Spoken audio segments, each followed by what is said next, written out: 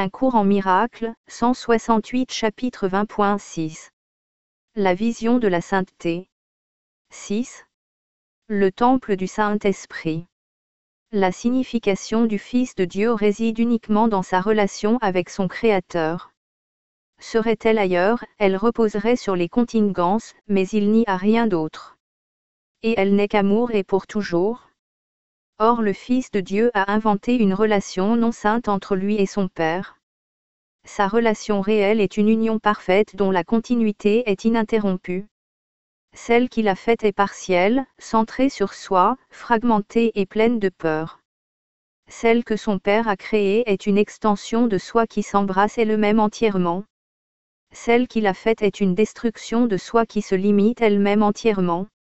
Il n'y a rien de mieux que l'expérience des deux, d'une relation sainte et d'une relation non sainte, pour montrer le contraste. La première est basée sur l'amour et repose sur lui sereine et imperturbée. Le corps n'y fait pas intrusion. Toute relation dans laquelle entre le corps n'est pas basée sur l'amour, mais sur l'idolâtrie. L'amour souhaite être connu, complètement compris et partagé. Il n'a pas de secret, rien qu'il voudrait garder à part et caché. Il marche en plein soleil, les yeux ouverts et calmes, avec un sourire accueillant et une sincérité si simple et si évidente qu'il est impossible de mal le comprendre. Mais les idoles ne partagent pas. Les idoles acceptent, mais jamais ne font retour. Elles peuvent être aimées, mais elles ne peuvent pas aimer. Elles ne comprennent pas ce qui leur est offert, et toute relation dans laquelle elles entrent a perdu sa signification. L'amour d'elles a rendu l'amour insignifiant. Elles vivent en secret, haïssant la lumière du soleil et heureuses dans les ténèbres du corps où elles peuvent se cacher et garder leurs secrets cachés avec elles. Et elles n'ont pas de relation, car personne d'autre n'y est le bienvenu. Elles ne sourient à personne et ne voient pas ceux qui leur sourient. L'amour n'a pas de temple enténébré où des mystères sont gardés obscurs et cachés du soleil. Il ne recherche pas le pouvoir mais les relations. Le corps est l'arme préférée de l'ego pour chercher le pouvoir par les relations. Et ces relations doivent être non saintes, car ce qu'elles sont, il ne le voit même pas. Il les veut uniquement pour les offrandes qui font vivre ses idoles. Le reste, il le jette simplement, car tout ce que cela pourrait offrir n'a aucune valeur à ses yeux. Sans demeure, l'ego cherche autant de corps qu'il peut en amasser pour y placer ses idoles et les établir ainsi comme temple à lui-même. Le temple du Saint-Esprit n'est pas un corps, mais une relation. Le corps est un grain de ténèbres isolé, une chambre secrète, cachée, une tache minuscule porteuse d'un mystère insensé, un enclos insignifiant et soigneusement protégé, qui pourtant ne cache rien. C'est là que la relation non sainte échappe de la réalité, et cherche des miettes pour se garder en vie. C'est là qu'elle voudrait traîner ses frères pour les maintenir là dans son idolâtrie. C'est là qu'elle est, en sécurité, car là l'amour ne peut entrer. Le Saint-Esprit ne bâtit pas ces temples où jamais l'amour ne pourrait être. Celui qui voit la face du Christ choisirait-il pour sa demeure le seul endroit dans tout l'univers où elle ne peut être vue? Tu ne peux pas faire du corps le temple du Saint-Esprit, et jamais il ne sera le siège de l'amour. C'est la demeure de l'idolâtre et de la condamnation de l'amour. Car ici l'amour est rendu effrayant et l'espoir est abandonné. Même les idoles qui y sont adorées sont enveloppées de mystères et gardées à l'écart de ceux qui les adorent. Voici le temple dédié à nulle relation et nul retour. Ici le mystère de la séparation est perçu avec respect et traité avec révérence. Ce que Dieu n'a pas voulu est gardé ici, à l'abri de lui. Mais tu ne te rends pas compte que c'est ce que tu crains en ton frère, et ne veux pas voir en lui, qui fait que Dieu te paraît apeurant et te reste inconnu. Les idolâtres auront toujours peur de l'amour, car il n'est rien qui les menace aussi sérieusement que l'approche de l'amour. Laisse l'amour s'approcher d'eux et passer par-dessus le corps, comme il le fera sûrement, et ils retraitent apeurés, sentant que les fondements de leur temple qui semblaient solides commencent à trembler et à s'effriter. Frère, tu trembles avec eux. Or ce que tu crains n'est que le héros de l'évasion. Ce lieu de ténèbres n'est pas ta demeure.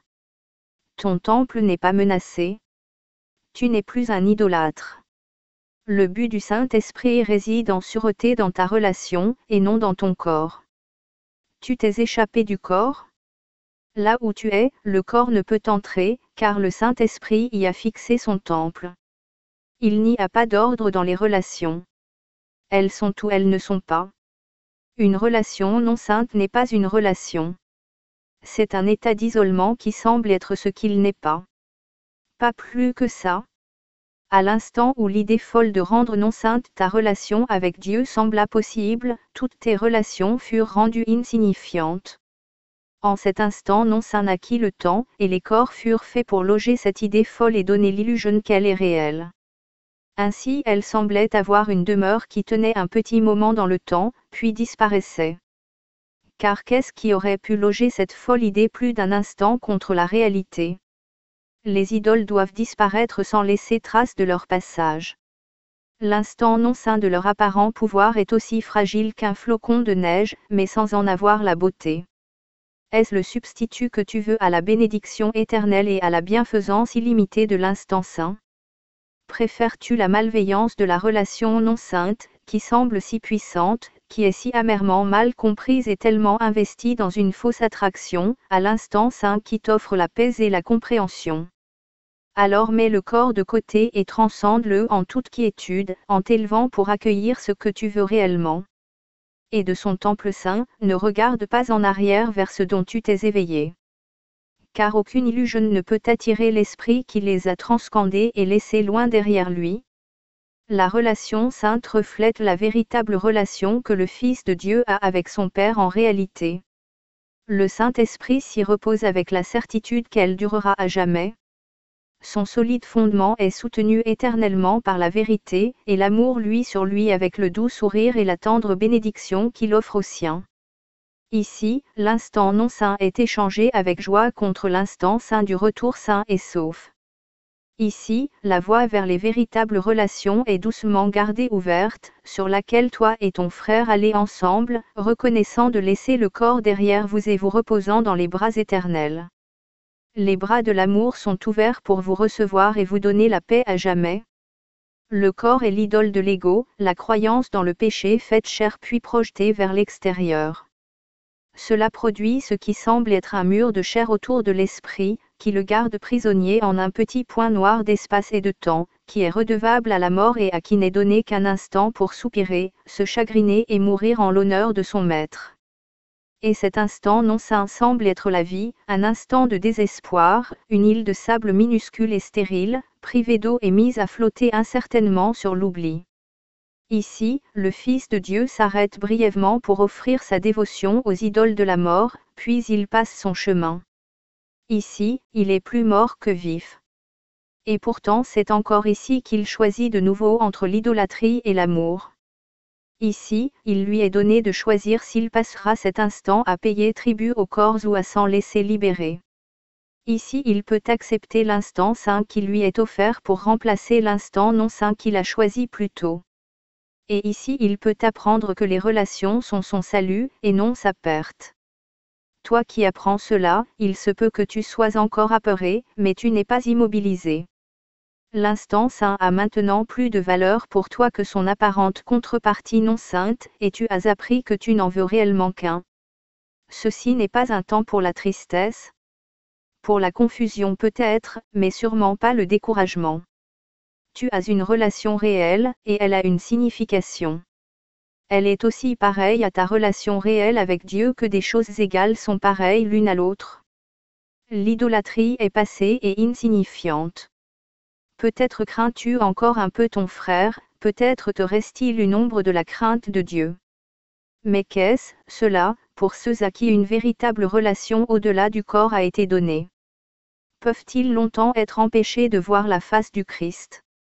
Et peuvent-ils longtemps se refuser à même le souvenir de leur relation avec leur Père, et garder à part de leur conscience le souvenir de son amour?